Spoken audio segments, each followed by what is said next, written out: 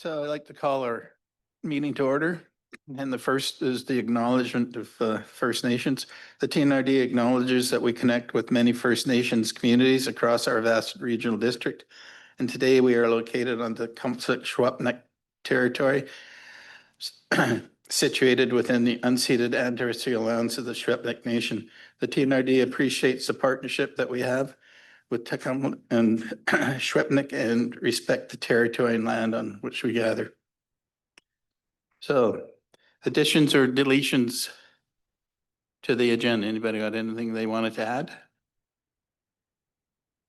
Okay. Next is the minutes from our previous meeting. I just had a question on the minutes. I was wondering why we didn't have a record of how the vote went, because it was a 5-5 tie and the chair split the vote. Is that not part of our minutes or not? I thought it's just a question I had. Thanks. Weighted voting is usually for the board meeting, like the regular board meeting. That's the legislative way that we have to do things in the legislation. The vote in this case, it wasn't a weighted vote for that committee meeting. It was only a weighted vote in the regular minute, like in the regular meeting. No, I was just that it was a 5-5 tie and the chair split the vote. That was all.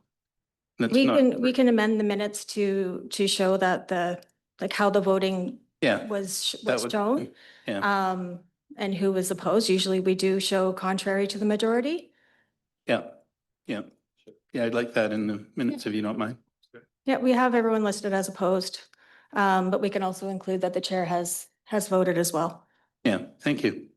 Welcome. So we minutes as amended, or yes, please. that would be the motion. So we need a motion to accept minutes as amended. Okay. Doug Houghton and Trish Thorpe. Got it right.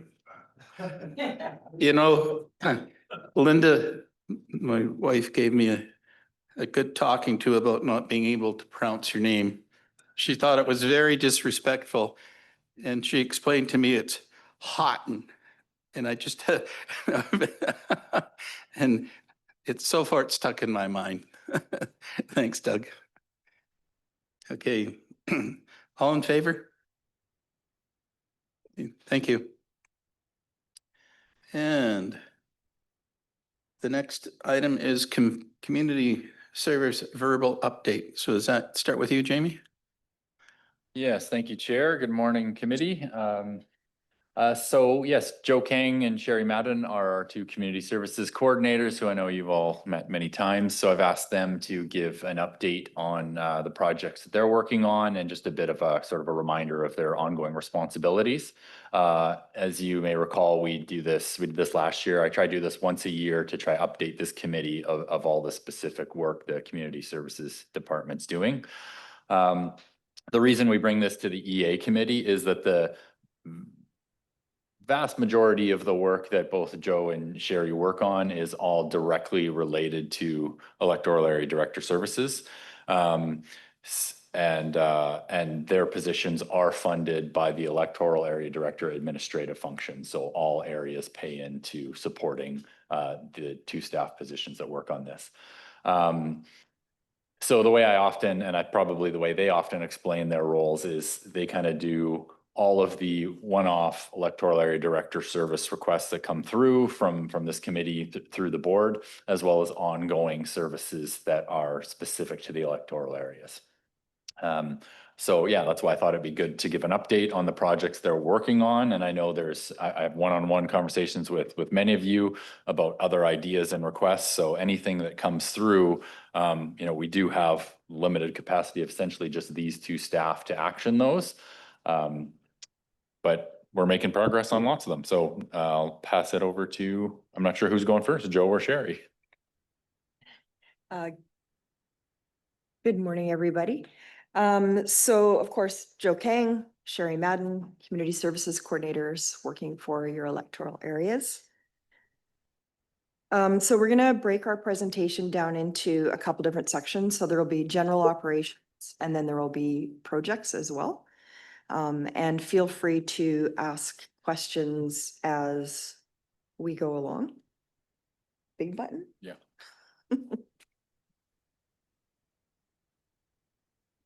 So within our community parks, as you can see listed up there, we have our community parks, which fall within your electoral area service budgets.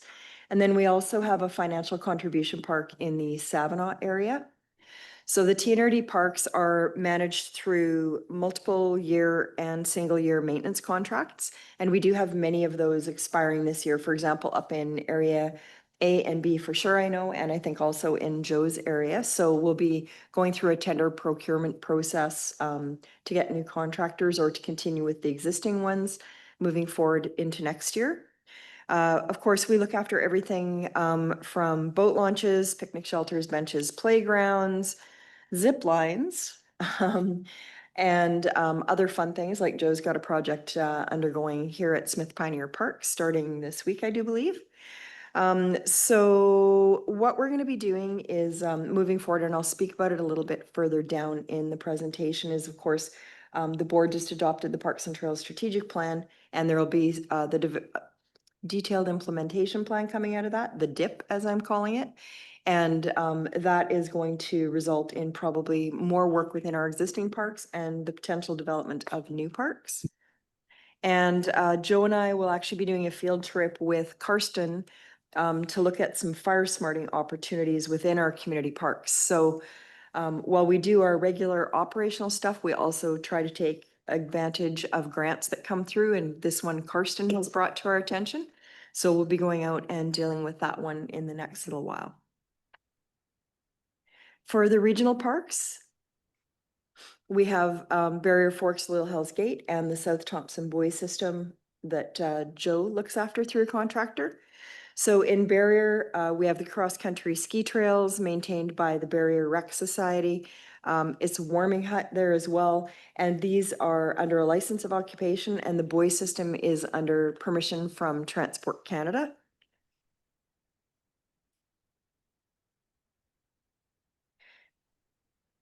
Our community halls.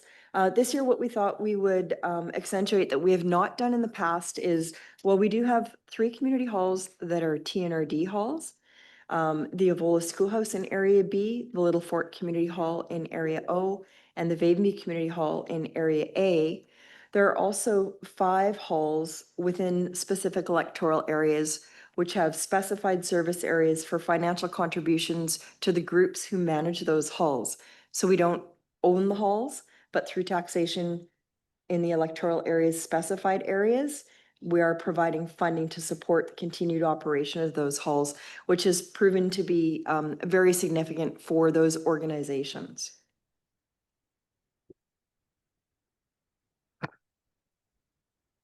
Thank you, Sherry. As Sherry mentioned, Joe Kang, I'm the second community services coordinator with the Thompson-Nicola Regional District.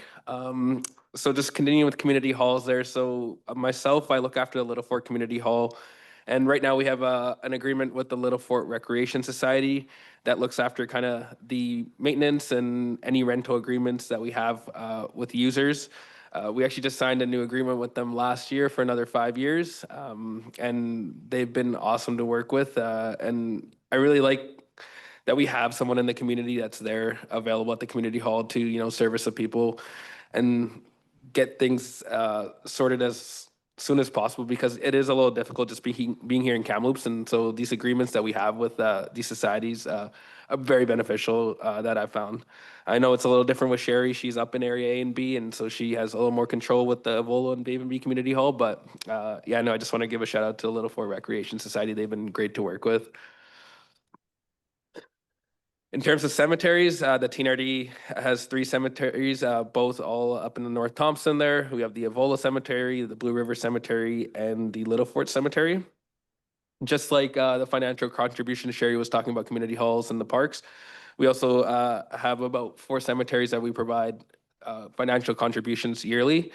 And these contributions are a range of money that helps support the operations of the cemeteries. I know I was actually just had a conversation with the group that runs the Chase Cemetery, and their funding and actually allows them to even have a cemetery because it's for maintenance and all that stuff, because their revenue isn't as much as they would anticipate every year. And so their contribution that they get from the TNRD actually goes a long way. And they were very, very thankful this year when I had that phone call. In terms of in the cemetery, like we are going to be, Just a question on cemeteries. Are they all still active? You can still put people in the cemeteries? I know yeah, Merritt's got 3 of them that all have been made inactive and. yeah, so no, these correct. ones are- Yeah, these so are with the, active yeah. functioning. Yeah. Thank you. The TNRD cemeteries, we all are still have available plots for people to be buried and interred. And not to say, I know with Sherry is kind of facing a little bit of pressure with Blue River, I think, with some space, but there is plans of expansion here, hopefully in the coming years. And the Little Fort Cemetery also is a little unique. We inherited that cemetery from the society up there. It was a lot of work a decade ago, just from my stories with Ron's story, getting that cemetery organized and understanding where people were. And because back in the day, there wasn't much paperwork that went through it. So there was a lot of stuff that went into it. So right now the cemetery is, I think, at 75% capacity. And we're also going to be looking at hopefully expanding here in the coming years once there are, more asks. But going on that, like the cemetery projects that we're working on this fall is with our GIS department to kind of have more of a mapping system on our online database where people can go in and see where people are buried. And right now we do just have the physical maps at the cemeteries, but just working with our GIS team, like we do have options to kind of go more virtual with that stuff. So I know myself and Sherry are pretty excited to get that up and running with our GIS department. In terms of like use of the cemeteries, we had 2 burials this year in the Blue River area, no burials in Avola, and I just had the 1 burial in Little Fort. And it was also a little bit of a unique one. It was a family from the States that came up that had strong ties to Little Fort. And so just navigating with that and getting them all set up was a cool experience, trying to help a family that was trying to get their loved ones back in Little Fort. And yeah.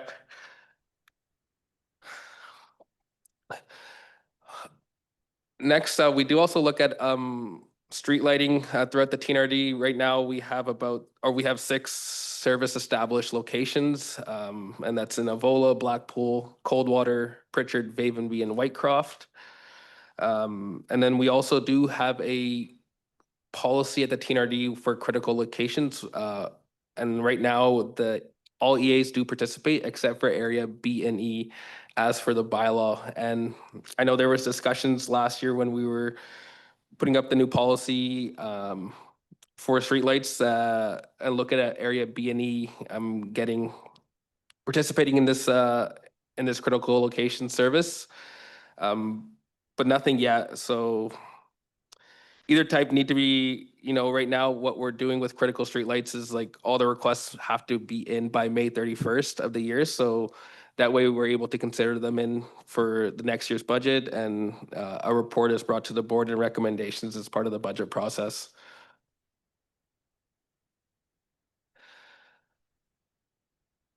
Along with all our services, we do also play a key in the Emergency Operations Center here. Myself, especially since I began, have been pretty involved in the EOC, and Sherry herself as well, on occasions has been in the EOC, and we've been able to take on several roles on the TNRD EOC to support incidents, and also just even with supporting roles in other EOCs. I know Sherry last year was able to get deployed out to Cache Creek, and to this day, when I'm out there, they're always raving how much of a help Sherry was to their EOC when they're going through those flooding incidents there. Along that, we also do field work to support information, like gathering stuff for the EOC, and this has been a nice change to our day to day, and I'm always grateful that this is part of my job, because you get to be out and helping people during some of the toughest times they're facing, and just being able to help. I appreciate it every day that I'm able to do that.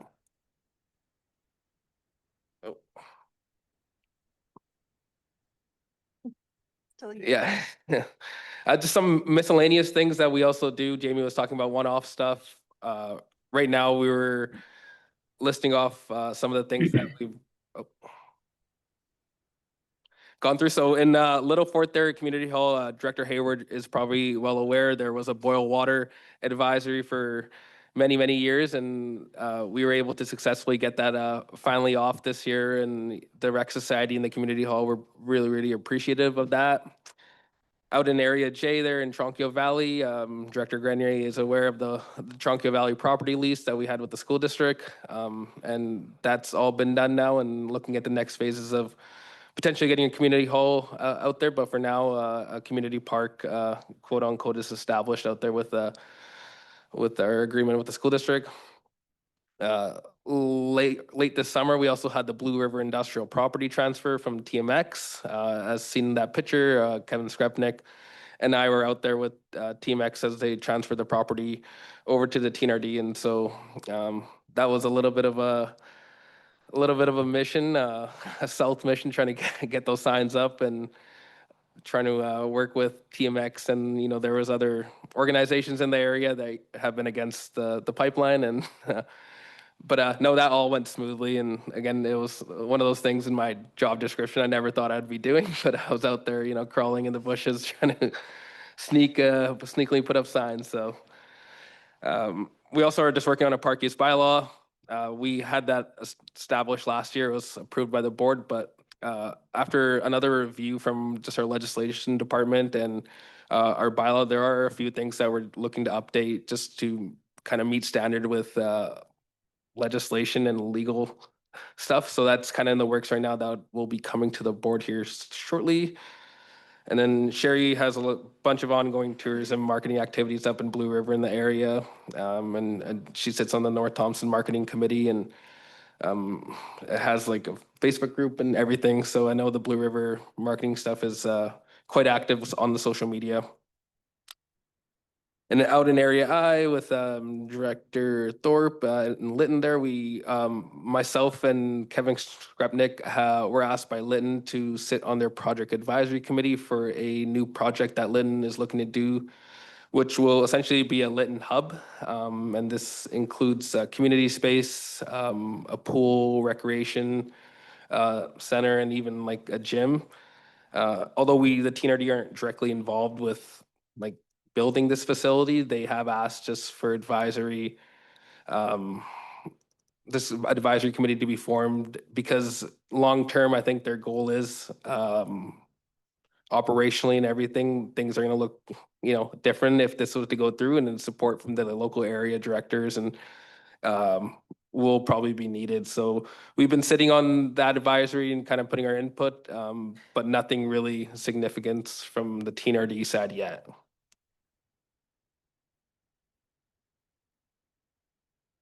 Continuing, we have the beach house subdivision proposal at the Blue River Community Park. Don't know too much about that, Sherry, but it's one of the things Sherry's doing up in the North Thompson.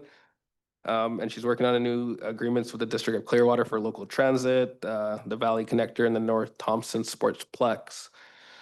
And on top of that, we also do have multi-agreements with agencies such as Crime Stoppers and the Nicola Valley Aquatic Center with the City of Merritt.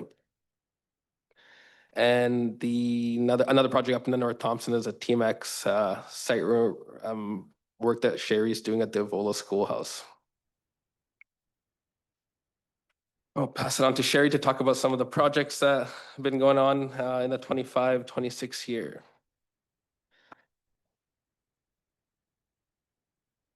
So as referred to previously, of course, the board adopted the Parks and Trails Strategic Plan in 2025, which included 23 recommendations under 6 headings.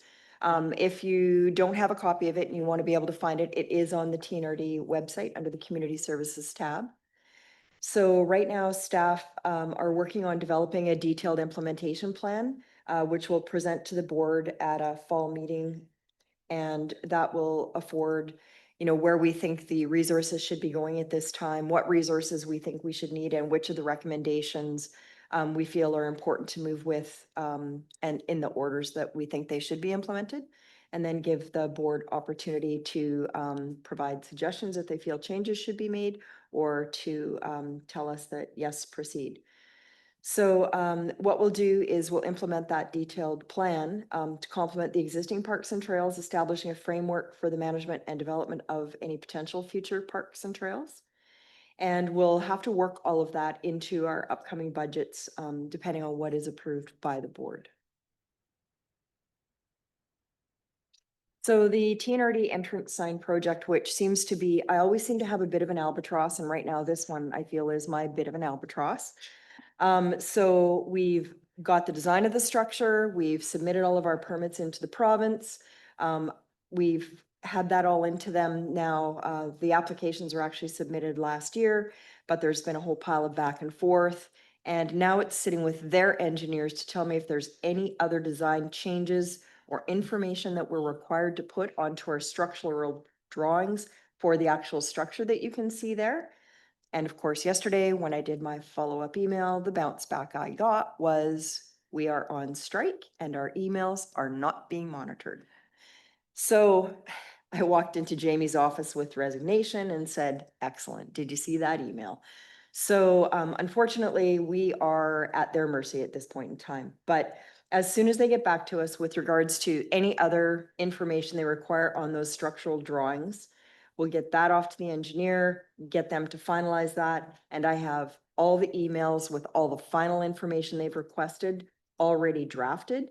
I just need to give them back whatever else they want from us. Once that's done, I'm optimistic that the ones which are in the Fraser Fort George Regional District, which would include the Welcome to Blue River, Welcome to Avola, and the Alberta entrance sign, will get approval fairly readily, because the person who's overseeing all the applications and coordinating it, that's her location. But the other locations down on Highway 1 south of Lytton, Highway 97 at 70 Mile, Highway 97 at Westwold, and Highway 1 at Chase Little Shoe Swap, those do still need to be forwarded on to the contacts in those particular MOTT districts. Leah can't just approve those herself, but because she's coordinated everything, we're not getting different answers from different districts, which is very much how we started out. I got one that said, just tell me how far off the side of the highway it is. And I got another one that said, the TNRD doesn't qualify for the community entrance sign project. So that's the wide range of answers we were getting, and why Jamie worked hard to get us a coordinated individual who was going to get it so that we can provide all the same information to all of the districts. Then they'll do the evaluation. So hopefully more good news to come. So the Avola projects are also part of that overall application process for 9 different permits. So just to give you an idea about that, and Director Sow has also asked for the potential for a welcome to Vavenby sign as part of supporting Tasiko's interests in Yellowhead, I think, is to make Vavenby a little bit more of a, hello, Vavenby is here and that mine is right there. Clearwater, it's way down there. So trying to give it a little bit more emphasis that, you know, Vavenby is here. So we'll be trying to work that into next year's capital projects, and that'll be another permit that needs to go in. But at least if we've already had these structures approved, there should be nothing that holds up. So moving forward, Jamie and I have talked about how this will be the standard structure design, and then we shouldn't have any more of this back and forth with their engineers. Just working on pulling together the capital project request for quote package, which will need to go on to BC bid for the Vavenby Park irrigation and fencing project. But there's been a bit of back and forth with the irrigation company that's going to provide a parts list, because the parts list, when I did a clarification from information we'd received years ago, the parts list didn't match the designs that we'd actually been sent. So they're just working on getting that sorted, and then that will be posted. So depending on the company who provides the quote, there may be opportunity to actually have this completed this fall. And if not, it will be completed next spring. One of the other items, one of which falls into Area A, one of which falls into Area B, is at the Ferry Road Park. We have this kiosk, but we don't have our information sign up yet. We'll be working with the Fairbrother family and other individuals who have interest in providing information about the previous reaction ferry service, which ran from the Ferry Road Park site across to East Blackpool. So we'll be working on that this fall. And that sign can be created and installed at any time because we do have the kiosk in place already. The Evola Schoolhouse kiosk will be working with local residents and past residents to gather information, decide which area of interest wants to be on that sign, and also involving Simp First Nation in that one. This one currently has been held up because of the remediation work that we're waiting on with Trans Mountain for the Evola Schoolhouse site, because the Trans Mountain pipeline actually went straight through the middle of that property. And it's been a bit of a potato that's been passed back and forth. And now my understanding is, after a recent site visit, that the site's actually been handed over from the TMX project people to the Trans Mountain operations side. So they're just working on getting me what we need to get that site remediated. And that work is obviously going to be happening next spring.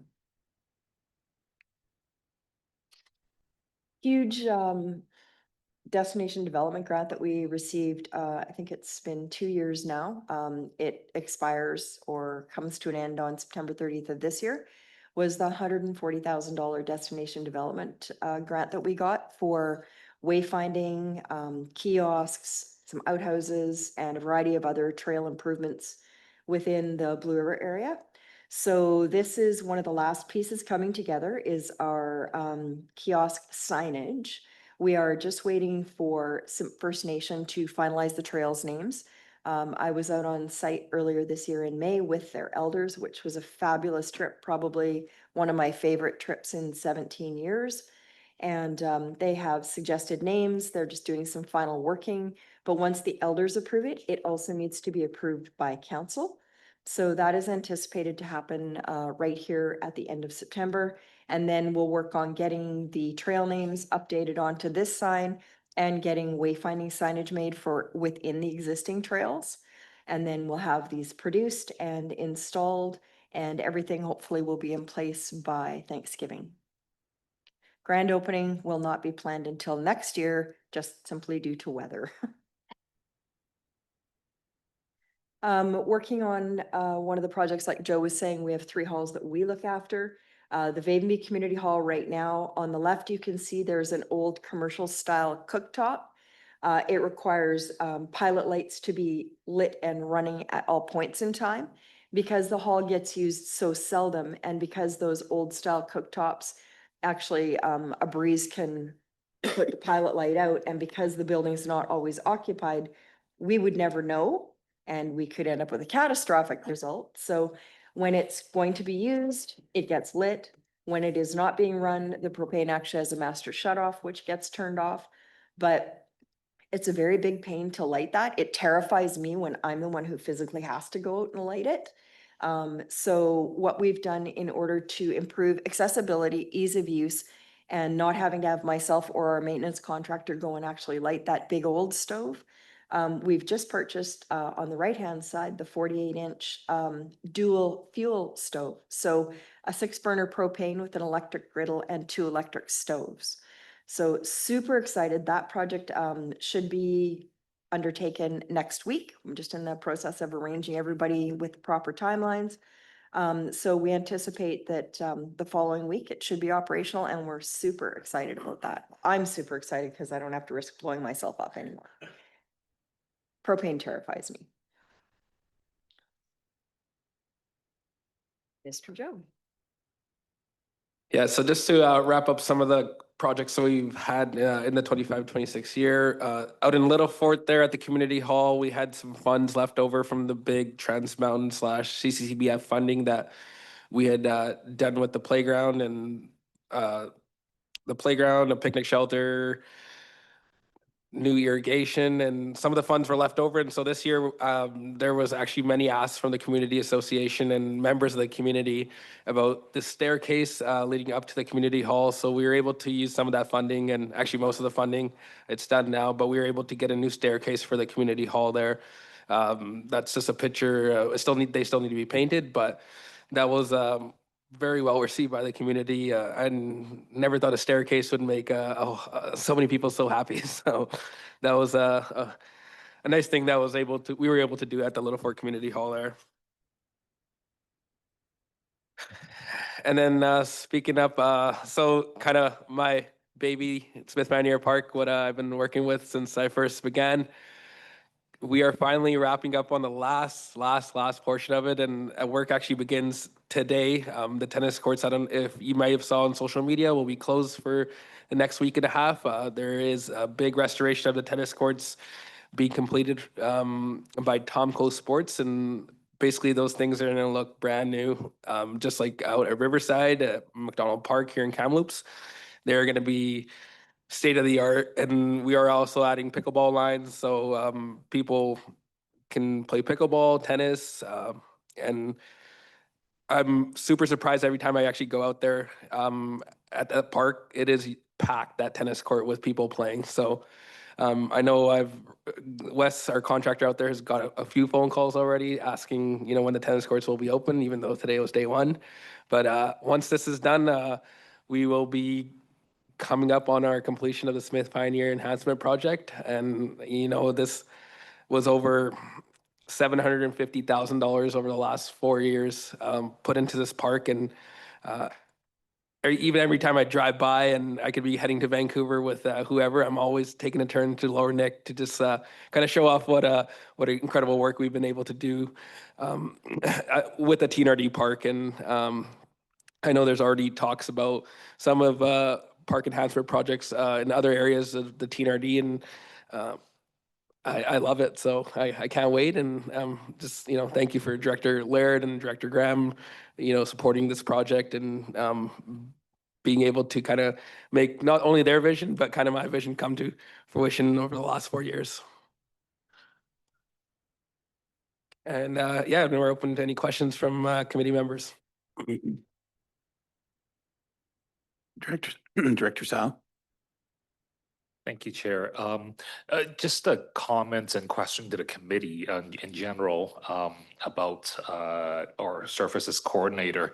Thank you very much for the work that you do, and also to Sherry, since I interact mostly with her, not throwing your hands up and saying, which one do you want me to do when I give you a new idea? Because that reminds me earlier in my career when my boss just keeps email after email, like new topics. So it sort of feels like we're with the new parks and trails strategy, moving forward to implementation, we're throwing new stuff, more and more stuff into the same kitchen and expecting the same number of chefs to have more output. I wonder if this committee would be in favor of having staff do a report or a review on whether or not our residents' electoral areas would be better supported with additional headcounts in services coordination.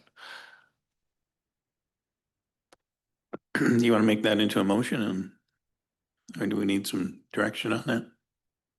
Or maybe if maybe open up the floor to the other directors if you have comments. If you feel the current pace is already fine, then maybe that's not warranted. But or sorry. Yeah, so maybe a motion and then we can have the discussion, I guess, and you can feel free to vote it down. Are you making the motion? Yes, I'll make a motion for a staff review of services coordinator capacity. Ms. Jeremiah, thank you. Yep, we can do that. We'll just need to have this go through the board so that they can approve that as well. Yeah, sorry, so the motion would be to bring it to the board from this committee then.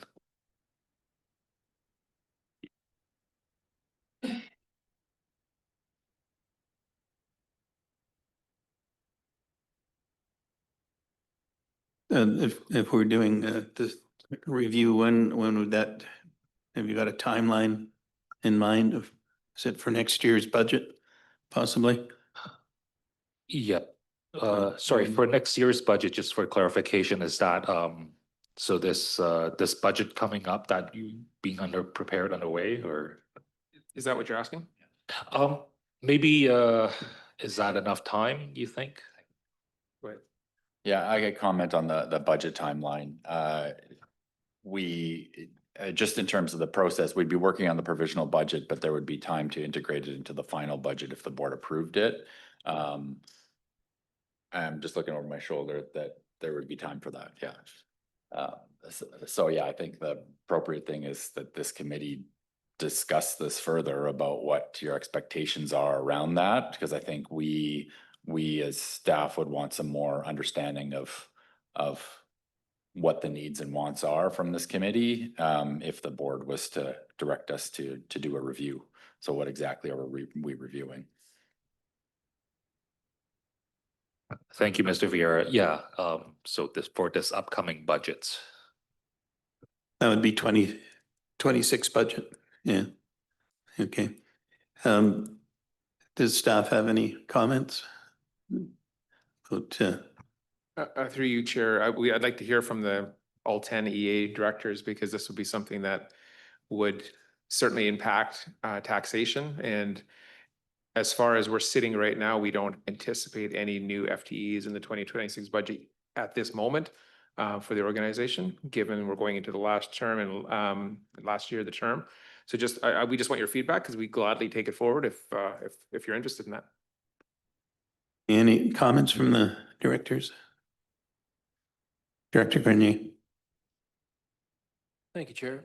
I'm a little puzzled by where the direction that staff would like us to go with these parks and trails. Is it the intention that the entire TNRD through a global tax base, sort of like our garbage, pay for these facilities, or are we still looking at the area where the park or the facility is located carrying that load? Because I think that informs us as to this question, because there are some areas, we see residents that quite clearly don't want services, want to avoid taxation for services, and other areas that embrace the services.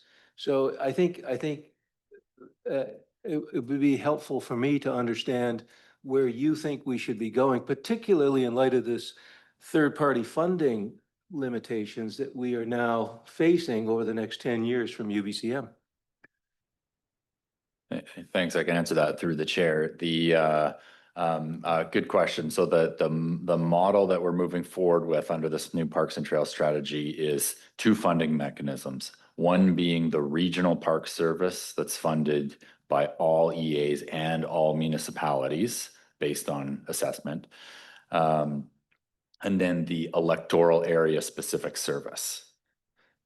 So that means, an electoral area specific park is typically are like the community park. So for example, in electoral area A, the funding for the Ferry Road Park that was showed there is through taxation of the entire electoral area, not a specified area, but the entire electoral area contributes towards that budget. And then under the regional model, like the Little Hell's Gate Park is funded as a regional park. And so what we're working on, Sherry mentioned the detailed implementation plan. Now that kind of the consultant report has been completed, the board adopted the high level strategy. We're trying to drill that down, and we'll bring more specific recommendation and projects for the board to consider. We're planning that for later in October. So it'll give a little more sense of I guess the wish list, if you will, that fits into the Parks and Trails strategy. But to Director Sau's motion, I would comment is, you'll see when we get into that detailed implementation plan, there's a lot of, and I've had these conversations with a lot of you, there's a lot of wish lists from all the different areas, and we're limited capacity. We have 2 people. With 3 people, yeah, we could do more. With 10 people, we could do a heck of a lot more. It's all what's the expectation of the board and the service levels that you want us to achieve. And I guess I would just make one more comment that in the context of the motion is that, yes, the parks piece is a large portion of the community services portfolio, but there's other aspects as well. I've had a few discussions with a few of you about possibility of TNRD acquiring other community halls that we don't currently operate, and there's some interest from those societies to take those on. So our ability to take those on, again, will be determined by our staff capacity to actually do that. Supplementary to this. So just using the examples that were used on the board, the stairway to the one hall, the kitchen to the other hall. In your mind, you would see those part of those halls, but just on a area basis, as opposed to a regional basis, like you're talking about the Hell's Gate facility. Yes, so clarification, thanks for that. The clarification is the halls are not associated with our parks function. Community halls are a completely separate function. So they are funded by, I think all of them are, yeah, so they're mostly specified area services. So we'll use Area J, for example. The community hall, the grant and aid we provide to Savinaw is only funded by the properties in Savinaw, whereas the community parks function, which funds the grant and aid for the park, is an electoral area wide function. So community halls, no affiliation with the parks taxation. Director Houghton. Joe, any word on a street light? You knew this one was coming? Duck Range Road? Yeah, yeah, every time I see Director Hodden, I just kind of want to look away. But yeah, no, I do monthly emails to MOTT and they are completing their assessment still. And we have to go back to the motion. I thought you were speaking Oh, sorry. towards the motion that was on the floor. Yeah, that's all right. Yes. Director Onslow. Oh, okay. Director Onslow, you have a question? I do, thank you. I think this question would be good to ask of both Sherry and Joe as well. I'd like to have a better understanding of your capacity or workload, or do you guys feel that you would need another employee? Would it be super beneficial? What's your thoughts on that? Thank you.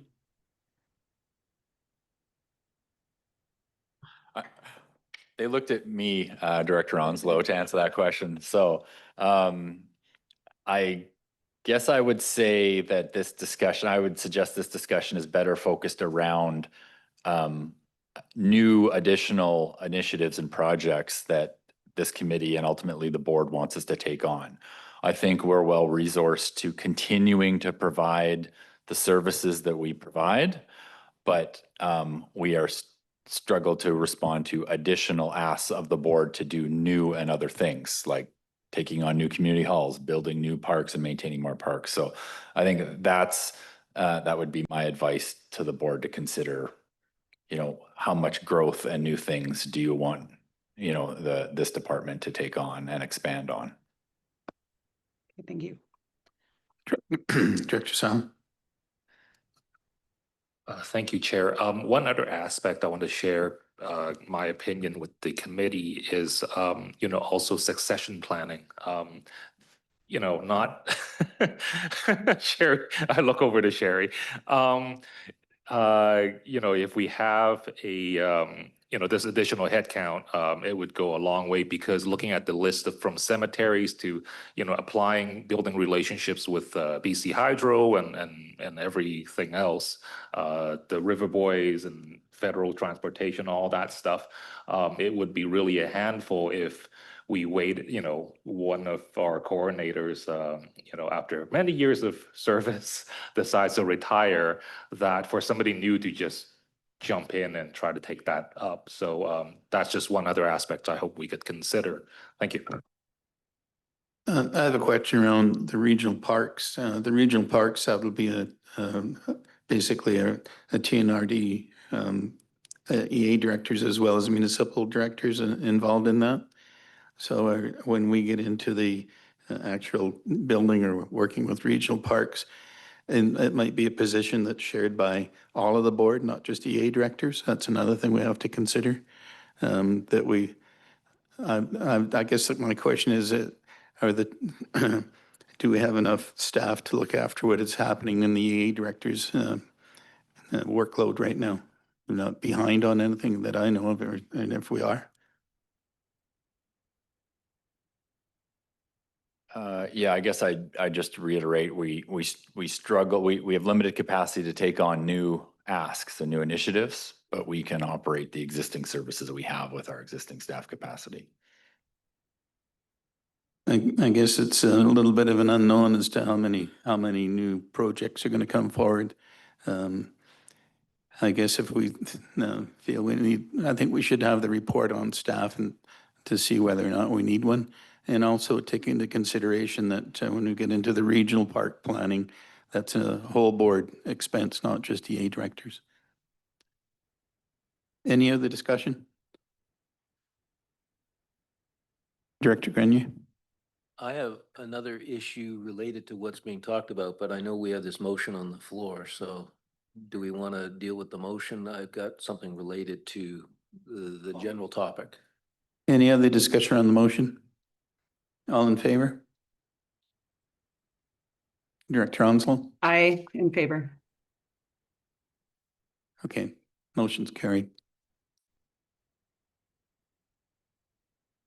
So now just to get clarification, we would be getting the information back as to whether we need a new staff member and that'll go into the 2026 budget. Is that what the idea of what we're going to do now, looking at for added staff? Next steps, Chair, it would go to the board for approval and discussion. Yeah. And then from there, then potentially it would go forward to be part of the budget for 2026. Yeah. Is there enough time to put that all together and have it through the board? So Carl, I know you don't have a microphone there, but that report then I think would be relatively easy to put together. We might want to bring that report to a committee of the whole perhaps, so that, because to your point, some might be municipally funded. So we've already voted on it. I tried to get my hand up, but I wasn't quick enough. But I'm just wondering if that discussion should go to committee of the whole, because then you'll know if you get support other than kind Yeah, of. that's a good idea. We Just a should go to, thought, but yeah. maybe you have a comment? Yeah, I guess. Especially if we're looking at the regional park Yeah. edition, they need to be involved in that discussion and decision. So maybe what we could do is because this recommendation is just that staff do a report and bring it back, and maybe, yeah, so if the board approves the report, maybe the report should go to the committee of the whole first instead of going back to the board. If that, Yeah. Are you Yeah. okay with that? Yeah, that makes sense to me. As long as just the timelines, that's all. okay, Yeah. yeah. So, but first the board would decide whether or not they approve us doing the report, and then the report that we do, we can bring to the committee of the whole. Yeah, that process works. Director Houghton, did you get your question answered?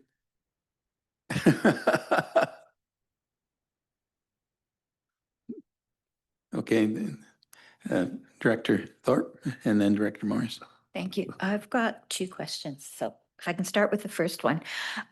You were talking about financial contribution to halls. Now, I'm assuming these halls are community owned. Can you explain how that works? Because I'm thinking that maybe some of these halls that aren't eligible for third-party funding, there might be a way that we can help them through this contribution? Thanks, Director Thorpe, through the chair. We have, grant and aid or financial contributions to community halls that exist, but it's very inconsistent across the regional district. So what kind of a bit of a history, the way they were set up is that the board, likely the area director at the time, went forward with a new service establishment that created a service that taxed to create funding that could then be given to the hall as an operating grant. Now, when I say we're inconsistent, there's the operating grants that we give out to community halls differs based on what that service establishment says and what the previous, over the history, the area directors were supporting. And we have other models where community halls exist that receive no grant funding and no service exists. So to answer your question, yes, that is a model that the TNRD uses to fund non-TNRD owned community halls. Okay, so supplemental on that one. How would we go about getting one of these set up? We'd have to set up a service establishment, so it would mean that we'd have to essentially poll the residents to see if they were willing to do that? Yeah, so it'd be a full public assent process. So that would go through the process that the board would need to approve that. Would be a staff report back to the board of what that would look like.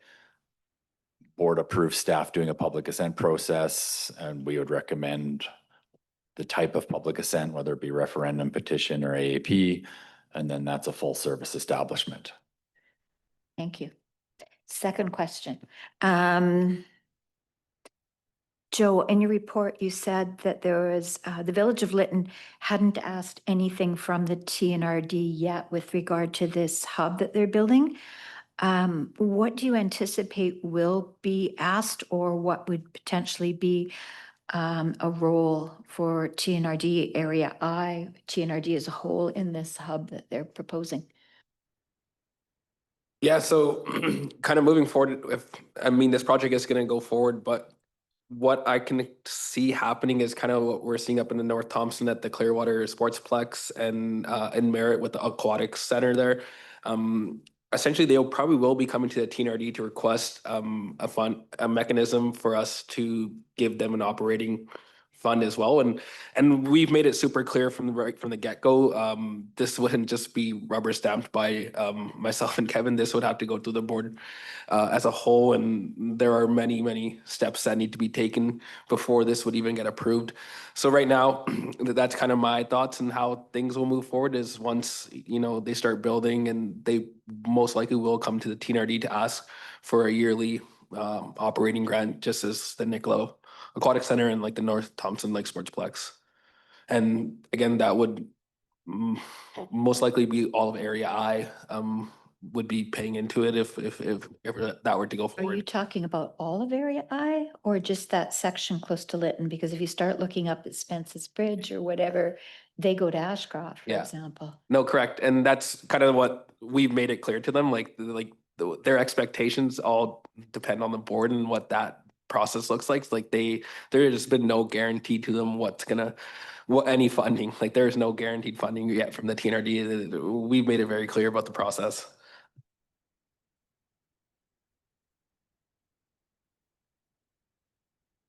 I know in our area M and N, we have an agreement with the city of Merritt for recreational funds, operating costs, as well as we have the Lower Nicola Indian Band has their arena that we also have money going towards for operating costs.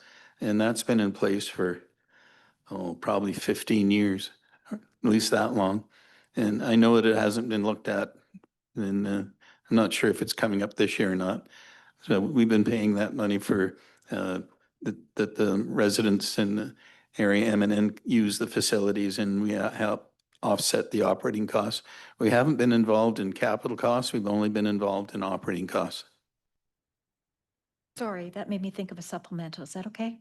So is this going to have to go to a referendum of some kind for residents rather than them just automatically being taxed on this?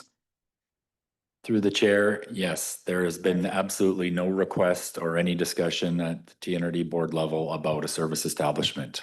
So that's what Joe said is theoretically how it could work, but there has been no request for funding from the Village of Lytton. If and when there is, then it would be a decision of the board for us to move forward on proposing what that model could look like.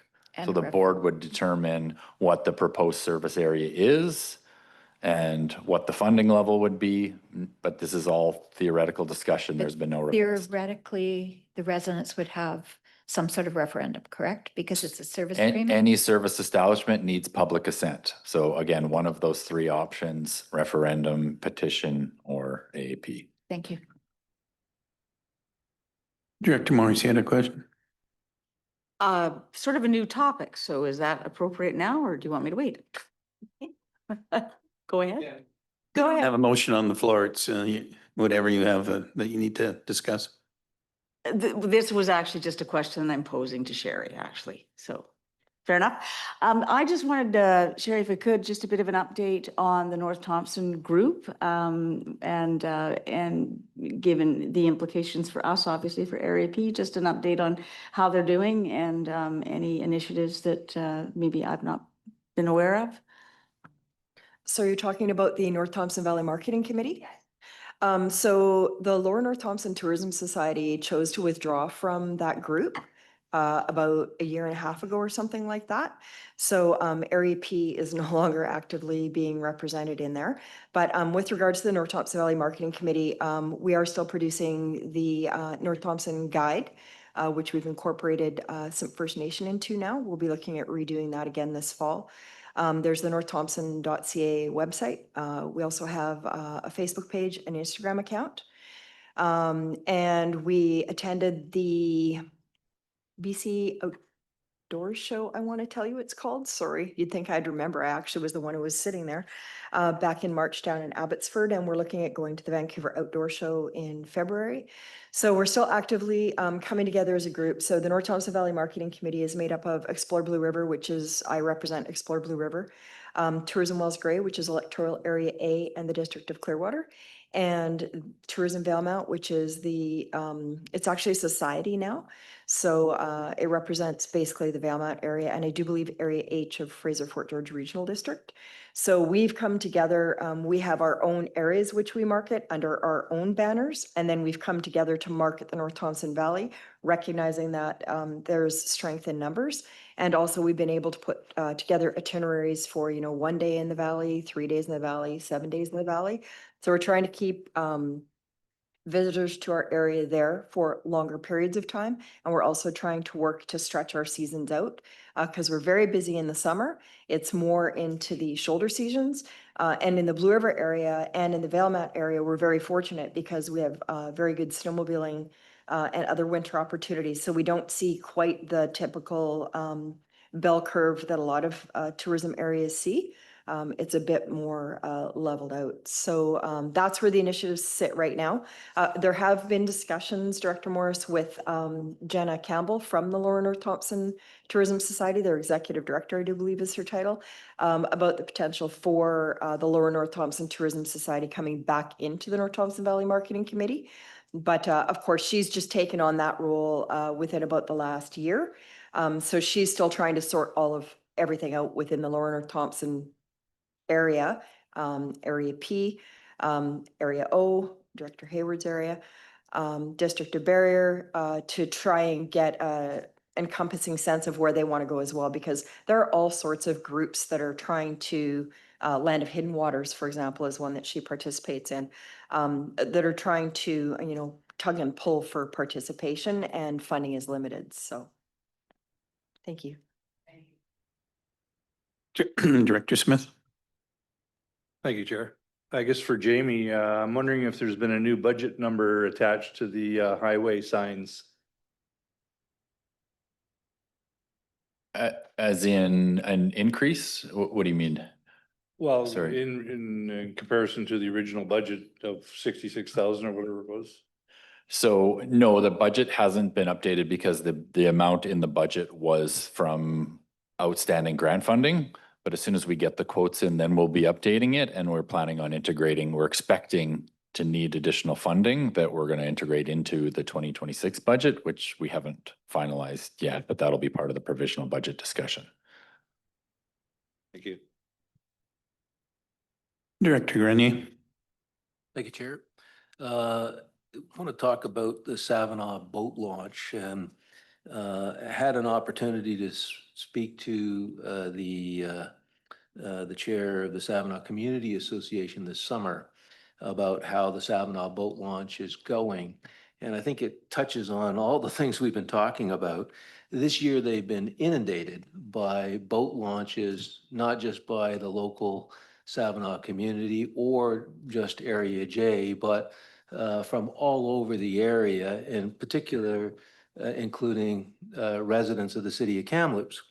And so much so that the chair is saying, maybe this is too much of a good thing. We have a boat launch here, but local residents are saying the weekends are now all about people coming to launch their boat in Savona, backing all the way to the school to park their boat and trailer because the boat launch parking area fills up early in the morning. And I have seen trucks and trailers parked almost as far back as the post office, which is a fair hike back to the beach. And you can imagine all the traffic right by a school area, which of course on the weekend is what I'm talking about. So there's playgrounds and what have you. So they're saying, gee, why are we having so many people visit? Well, there's a couple reasons. The first is that the Tobiano boat launch has now been restricted not to a per-use basis, but you have to buy a $400 a year pass in order to launch your boat at Tobiano. So people coming out of Area J or say Kamloops or elsewhere, they go to Tobiano, they find out it's going to be $400 to launch their boat. They say, we don't want to pay $400 to launch our boat. So they go down to Savona, where they're then asked to pay $20 for a boat launch or $60 for a boat launch season's pass if you're an Area J holder or resident. And there's a lot of complaints about that. I received a phone call from a City of Kamloops resident who had just apparently spoken to the staff about the same issue, complaining that they were having to subsidize the Savona Community Association with fees that they thought were outrageous to launch their boat. And I naturally said, well, why aren't you launching your boat in Kamloops? He says, where? They closed this boat launch, they closed that boat launch. He wasn't quite clear or specific about boat launches, but he said that the opportunities to launch boats in Kamloops has been limited. I raised this issue with Mr. Vieira, and so part of the broad scheme of things that we're talking about in parks is there another opportunity either in Kamloops or elsewhere in Savona or somewhere else along Kamloops Lake to ease the pressure? Because these people are saying this boat launch and this park that is a local community park run by local community groups is becoming undesirable to be there in the weekend by the very people that live there. And it's a problem that he's trying to gauge. He says, we'll know by the end of the season. This is the first season where they've implemented the boat launching fees. He says, but we're spending 50, 60% of our time running a boat launch, which we would just as soon not do, hiring people, which we would just as soon not do. And he'll be coming back to me at least, and perhaps to this committee or Parks Committee about potential solutions. But that's something where we're being so successful in marketing our tourism and recreation facilities that is now pressuring a community and an association that's just not set up to handle it in that way. I don't have any answers to it at this point, but I think we should be aware that the policies that we're talking about today are hopefully going to ease this kind of pressure and provide solutions. I don't know if you have any comments about that, Mr. Vieira, but I just thought I'd share that with the committee.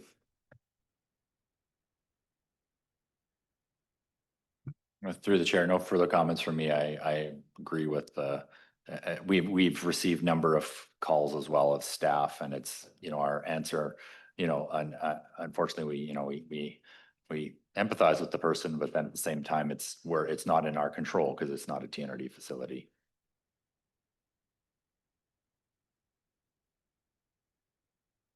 Any more questions around the presentation we've had from our staff? Okay. Thanks very much for your report. Brought us all up to speed on what's happening in our communities. And next item on the agenda is the roundtable discussion. And we'll start off with Electoral A. Director Sal, if you have anything to discuss for your area? Oh, okay, well, that's easy. Director Onslow, do you have any roundtable discussion for your area? You know what? I actually don't. It was a great summer up in Blue River, and I don't have anything to discuss. So thank you. Next is Director Smith. Thank you, Chair. Actually, I found the discussion today very interesting because for quite some time, I really haven't had any involvement with or any interest from the community on community halls or boat launches or anything. And all of a sudden, in the last 6 months, it's been a very popular topic with a lot of my areas. So I look forward to working with you guys over this next year to get a couple of these things done. Thank you. Next Director Thorpe. Thank you, Chair. Yeah, actually, I found it really interesting, the comments about the contributions to halls or cemeteries. So thank you for that. I didn't realize that. Area I, it's been a good summer. We only had 4 wildfires and none of them did significant damage. So I'm thinking we got a win there. Most of you know that the regional district legislative reform has been taken over by UBCM staff as part of their work plan. So hopefully that'll move forward. Director Sao and I went and met with Minister Boyle about a few weeks back, and Directors Grenier, Director Houghton, and Director Sao and I attended the opening of the Village of Lytton Public Works building. We had a chance to meet with EMCR Minister Green and a chance to talk with EMCR staff. So all positive things right now. Thank you. Next, Director Grenier, have you got any more info for your area? Thank you, Chair. On a less positive note, on August 23rd, 2025, we had a tragedy in our area, a drowning tragedy at Tobiano. Our thoughts and prayers to the victim's family, friends, and neighbors impacted by this. And want to express appreciation to our first responders, our Tobiano Fire Department, RCMP, Kamloops Search and Rescue, and the Coroner's Office who dealt with this situation. I contacted our CAO Hildebrand about this shortly after this occurrence, and I raised the question. I feel that as the local government representative, I'm not sure what our responsibility specifically is to ensure that we learn from this tragedy and do whatever it is that's necessary to prevent a reoccurrence. It may be too early in the process, but I feel if it's not local government that is raising some of these questions, what level of government is it that's going to raise it? So my first inquiries were about who's handling the immediacy of this, of course, RCMP and Coroner's Office. But it seems to me that we should be reaching out to perhaps those agencies, perhaps to our first responders, to say, what is there anything that we could be doing as the local government, whether it's through regulations or bylaws or anything like that, to put in safety devices or notices or whatever it is that might prevent a tragedy happening like this again. We've had 2 drownings, as I understand, in the TNRD this summer. This one being pretty profound at a recreation tourist resort environment where we encourage people to come and enjoy the TNRD. So I'm wondering, perhaps at this committee or at the board, if we should be reaching out at the appropriate time to the RCMP, to the Coroner's Office, to ask them if they have any recommendations or any information that would be useful to us to develop a plan or strategy to prevent something like this possibly happening in the future. Good start. Thank you, Director Kennedy, to you, the chair. It's a really difficult one and very tragic as well, because I think both the drownings were true students as well. It's just, we can certainly follow up. I'm just not sure what jurisdiction and like putting a bylaw through the TNRD in a federal water, or provincial water, I'm not sure how that would impact. So I'm not sure what we can do other than advocate, continue to communicate through our social channels. If others have ideas, I'd be open to that because, if there's something we can do to help, it's just, for example, where the drowning occurred is private. So I know they would probably have regulations to have signs about no lifeguards and, danger potentially in the water. I'm just not sure how we as TNRD could impact that because those regulations they'd be following, I would assume, through the province. So it's a really difficult one, and I'd be open to thoughts and ideas.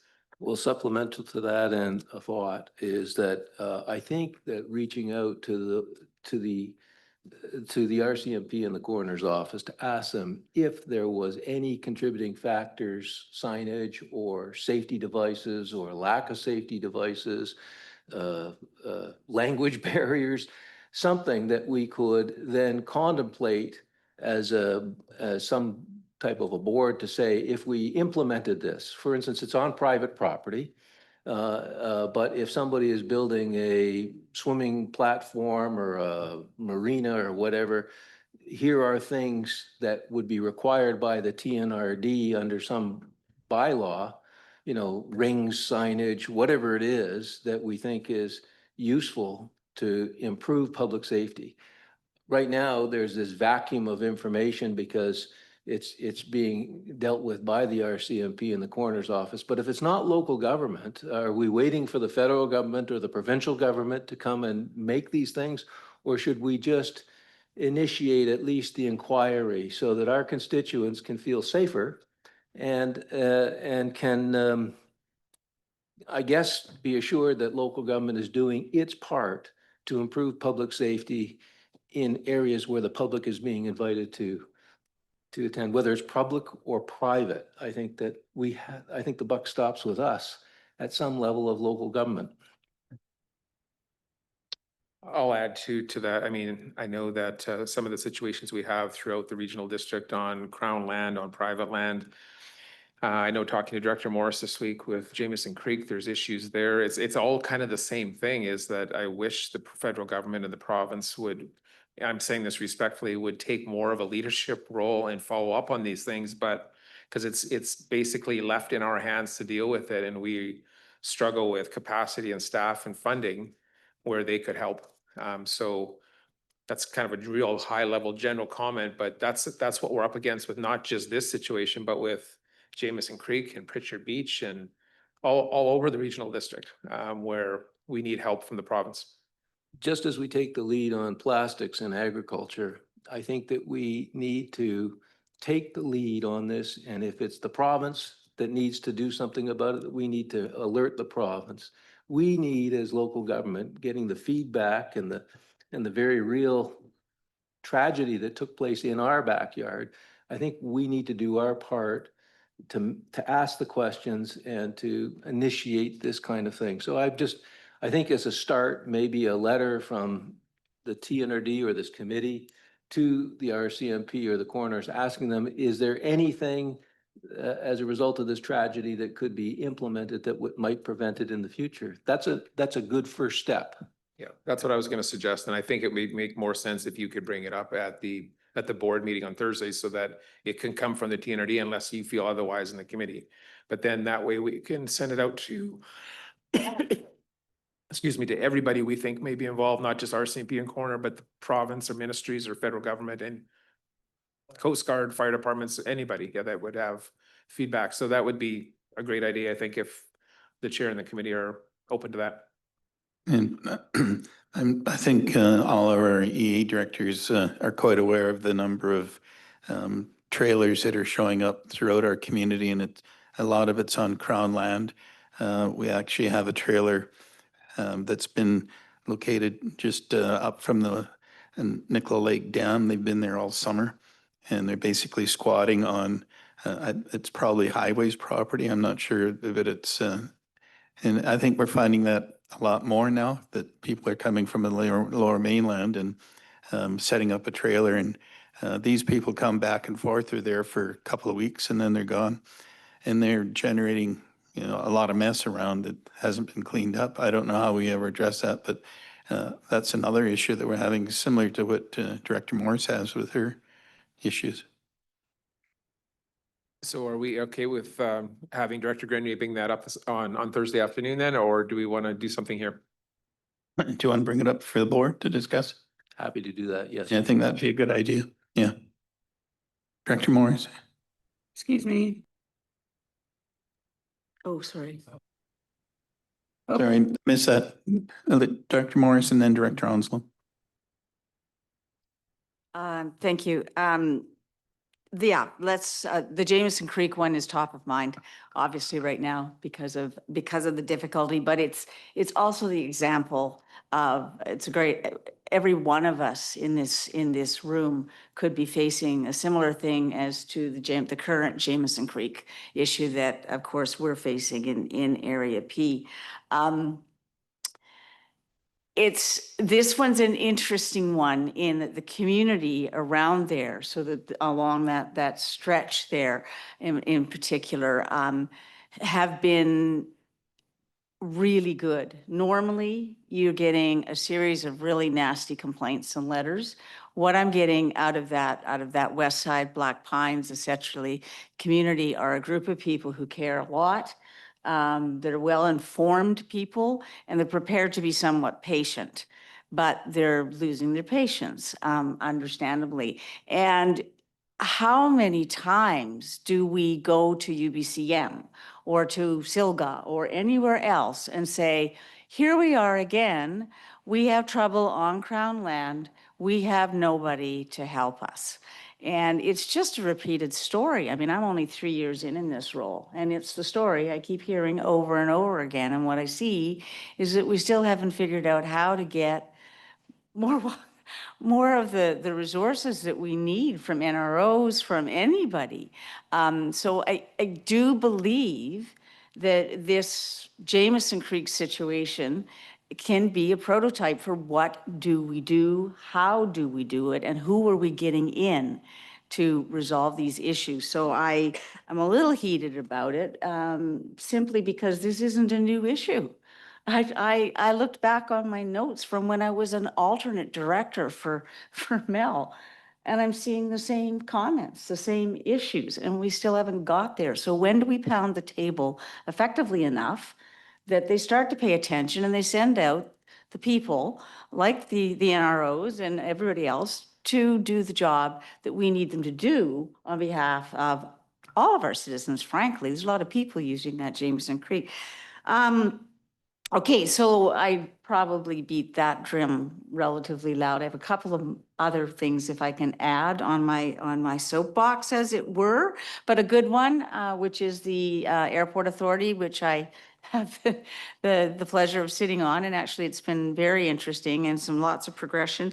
But the idea that we are going to engage in a partnership of some kind with the Airport Authority in terms of some involvement in terms of marketing activities and whatnot, in terms of increasing utilization and what we want for customer use. That's not a new tale, but the point being is that my meetings with the KAAS, quite an acronym, in any case, are moving forward in a good way. And I give a lot of credit to Director Sarai for that as well, in terms of the work we're working on. And then just for, no, not fun, but wharf, we're running into wharf issues as well. So, and that is in the Chase area and the work that Director Lapso and I are trying to work on. So we've got a bit of that going on too. So I'll leave it at that for now. Thank you. Director Onslow? Thank you. I would like to just circle back to the water safety conversation. I'm curious, at TNRD parks where we have lakes, are we able to install the rings for life-saving measures?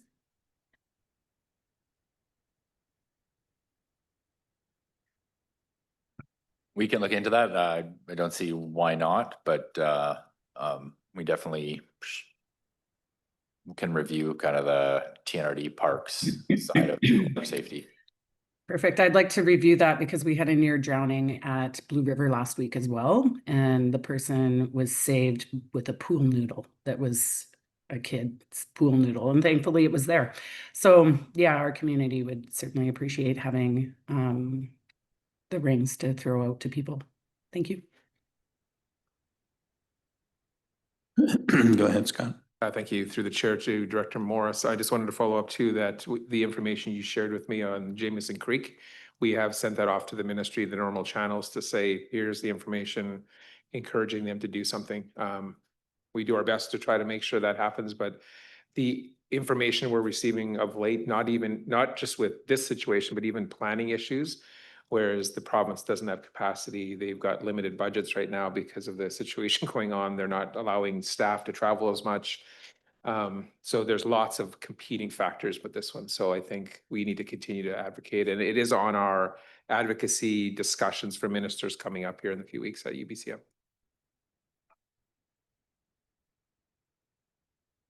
Okay. Director Houghton, did you have anything to add? Yeah, a few things. Thank you. I thought we were going to go unscathed this year in Area L with EOC stuff, but as early as last evening, we had an issue up Douglas Lake Road. Actually, it's while a few of us were out for dinner. I got some pictures sent to me where, unknown to me, they must have had a heck of a cloudburst up in the Salmon River watershed, because right where the Salmon River, I call it the gorge, it comes down from Salmon Lake and comes into the Westwold area. It's like a mini canyon. There's a landslide that took out Douglas Lake Road, and this basically submerged a vehicle there and basically put a pile of mud in somebody's house. So there's an issue there that happened as early as last evening, and I just wanted to report that. And I don't know if there's any update from staff. We briefly talked last evening. On the second thing, actually it was last evening too. I think it seems like it all comes together. The resident of Westwold sent this note to me, and I don't know if there's anything we can do or not, but I did hear that Falkland had some water restrictions. But anyhow, hey Doug, you'll have heard that the Salmon River irrigators have been shut down. I didn't know that, but I realize it is the 10th of September too, so it's not exactly the end of the world. But everyone on a registered spring for domestic use is also being asked to cut back. And that's the funny one. On the registered ones, I just like to know how many are actually registered out there. Probably very few. Have been asked to cut back. The CSRD has put restrictions on Falkland water, and I believe the restrictions they put on is on their own community water system, which we can understand. We've done it here at the board. Would it not be appropriate for the TNRD to ask domestic well owners to cut back on water? We should all be treated the same and be in this together. I speak only for the Salmon River watershed. So that was the second thing. And I'm just going to close with a recent, as this week, to do with the BCGEU strike. We have two fairs coming up. As we know, we support them both here. One's Ag Expo and one's Provincial Winter Fair. And they both have what we call carcass classes, which you take your beef animals in ahead of time to the processing plants and get them processed, and they're ready for the fair. And normally that happens this week, but we see the BCGEU picketing out on front of the courthouse, which probably in a lot of ways doesn't affect all of us, but they've decided to withdraw services from 3 local meat processing plants here in the area, and they targeted Kamloops this week, and I'm not sure if it's just going to be this week. So there's no processing this week at Reiner Meats in Darfield, at Rangeland Meats in Heffley Creek, or at Cam Lakeview Meats in Cherry Creek. They withdrew their services for the whole week, and they have not told anybody might go on later. So not only does it affect our fares coming up, it affects the livelihood of those three plants that don't know where they're headed. I mean, to take 1 week of their income away is without any control, is to me is ignorant. But I just wanted to bring that to the board, that these three things that happened within just the last little while. And I don't know if anybody can help me on the well one in Westwold. Thank you. Yeah, through the chair, I could speak to the well comment. So from what I understand, the question is, can we regulate the use of wells? The users in Westwold area can come back and they're doing well. Right. It's just asking It- without waiting and So it wouldn't be, my view is it wouldn't be appropriate for the regional district to do that because we don't regulate well use or authorize groundwater use. Our authority is limited to our own systems. So I do know the province has put in restrictions around drawing water from the Salmon River because of the low water. I don't know, I could look into it. I don't know if that already impacts wells or not. I suspect not, but I'm not sure. But that's who would be doing that. The authority that actually can do it would be through the province. So I don't think, I wouldn't suggest that we would get involved in that because it's outside of our jurisdiction. I think because what the CSRD doing is I think they've asked for domestic, or no, the province has come down on domestic use on registered wells within the CSRD, but nothing to do with the TNRD. So you would think it would be Ministry of Environment, but I thought since it was asked of me last night, I'd bring the question up, and since both these items seem to be around Westwold. Yes, I can look into that just to get follow up with you to confirm where the area is that the province has asked registered well users to reduce use, but it would be them. And then the CSRD's involvement is just their own system in Falkland, and we don't have one, as you know, in Westfold.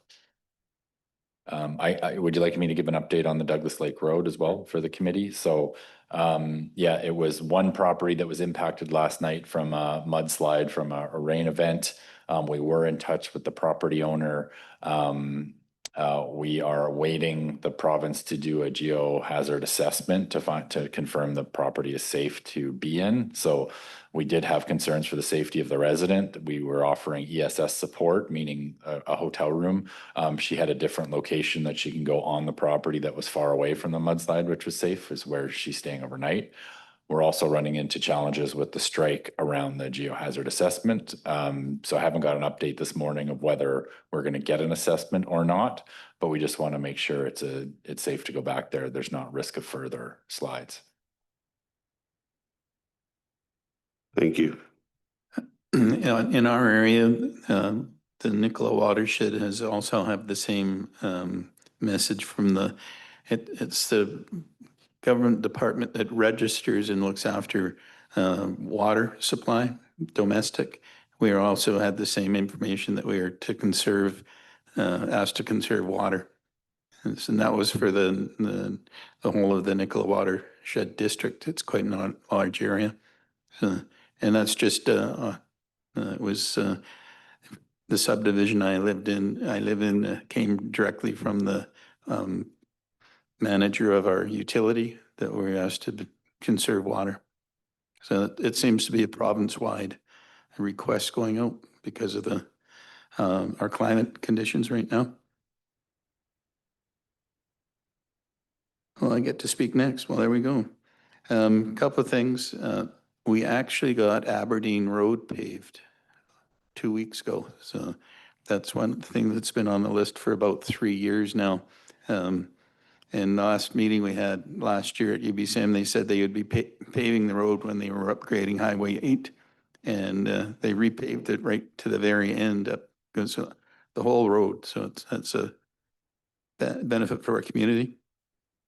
And the new roof at the library in Merritt is now in process. They've got about half of it done, so it's a good thing to see. And I don't think I have anything else. Now, Director Graham, do you have anything to add? Thank you, Mr. Chair. Yeah, a couple of things for the beautiful Nicola Valley. It has had its shares of issues this summer. Nicola Lake had an algae that was poisonous and they lost one dog. But the good news is it has cleared up since then. There is a few things that are different from past years on the channel where the water leaves the lake. But we have formed, or has been a society formed to monitor the lake water and the Nicola watershed as well. And other than that, Brookmere once more has been threatened by wildfire. No, I don't think there's been any loss so far, but they have been on alert, and I think that's where they are right now. Thank you. Director Hayward, you have any reporting? I have all kinds of stuff, good stuff and complaints. I'll start with the good stuff. Myself and my husband, but it is an electoral area. I have been working with First Nation over the past couple of years on a badger study because they're an endangered species. And that's going very well, but that has moved on to something bigger and wider. They're now creating a wildlife corridor study because we're having so much wildlife killed on the highways because the highways are getting so busy. So they are studying the traditional historic way that badgers travel and bears travel and deer travel. So they've been doing a lot of that on our ranch and the area behind us, and they're doing it quite a ways up and down the valley. So the plan is for the badgers, once they find where that corridor is, where they're crossing the highway, which badgers cross the highway frequently, they will put culverts under the highway somewhere that will, like they do in Banff National Park and stuff, instead of something that goes over the highway, it will go under the highway, which will assist coyotes and whatever else is going. So that's kind of a neat, interesting, positive thing happening in the valley. And now I'm going to complain. So where our Eco Depot is in Lewis Creek, we've been looking at putting some hiking trails behind the Eco Depot, which is great. But that small conversation of hiking trails has now created the mass rush to use the hiking trails that really aren't there yet, but they're there as far as people are concerned. And we have had 4 fires on those not really hiking trails yet, from drop butts, from people going up there and cutting trees down and cutting the logs up, leaving a mess, leaving a campfire. The fire department, Barrier Fire Department, has had to go in there 4 times. It's not something you can drive to. You can drive so far and then you've got to hike up the mountain. And it's getting to be a problem. Again, this is all coming from behind the Eco Depot. They're getting into that trail that they're following with vehicles. They're crossing over Lewis Creek. And Lewis Creek is a spawning creek for coho. And this year they have had more coho coming through than they've had like in 80 years. They've had very few, and this year they had just a bumper crop. So the streams are coming back, and now we're starting to drive vehicles through. So what the talk in Lewis Creek is, and I don't know, but maybe the TNRD can look into it, because we did look into it before, is we really need a gate across Lewis Creek behind Paradigm. Paradigm has suggested that as well, because that will stop people driving through the creek. Then they can walk up there, but they cannot drive a vehicle up there. And that's a problem. And last winter, we had somebody drove like about a 10-foot house trailer up that trail, quite a ways up, like they were probably a kilometer up, and they wintered there all winter.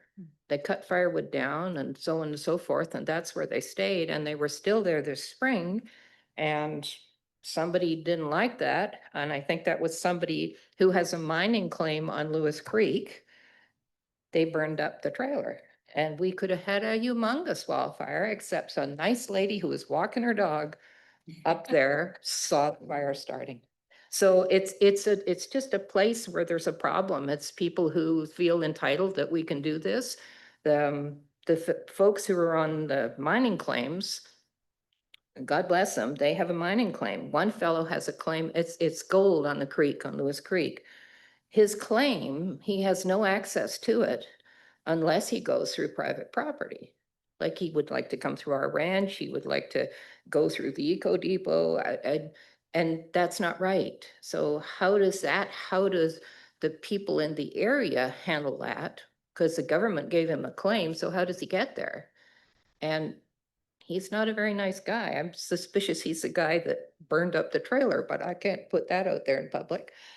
So that's a problem, and I think other areas are going to start finding that, and we're really pushing parks and trails. I'm a huge advocate for it, but we also have to consider, how do we control the people who are going in there and causing problems? Like, even if it's just signage, like a sign that says, this is private property, or, you know, here's a can, this is where your butts go.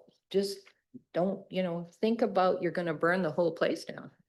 So I'm just throwing it out there. That's just something that I'm hearing, but we have the positive stuff. We have the Badger studies, and Simper doing all kinds of different things. They're also doing something else on my ranch, where they're going to start trying to grow natural products that feed, like, I don't know what they call it, something like a prairie potato or something that feeds animals, that is not knapweed and stuff like that. It feeds wildlife and doesn't affect anything else, to bring the natural food processes back. So there's a lot of positive stuff happening in our area.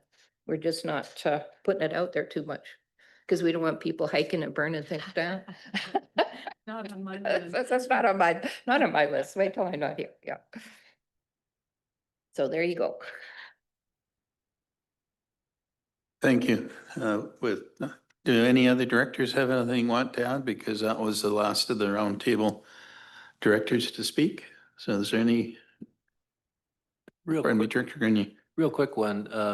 People at Tobiano have contacted me saying they're interested in getting a pickleball court going. They're talking to the developer at Tobiano to see if that's something that they want to have, something they want to do, but they're also asking if the TNRD can play a role in it. I said I would take that back to you folks, but no specifics behind that at this time. And I realize that all the area at Tobiano is private property right now.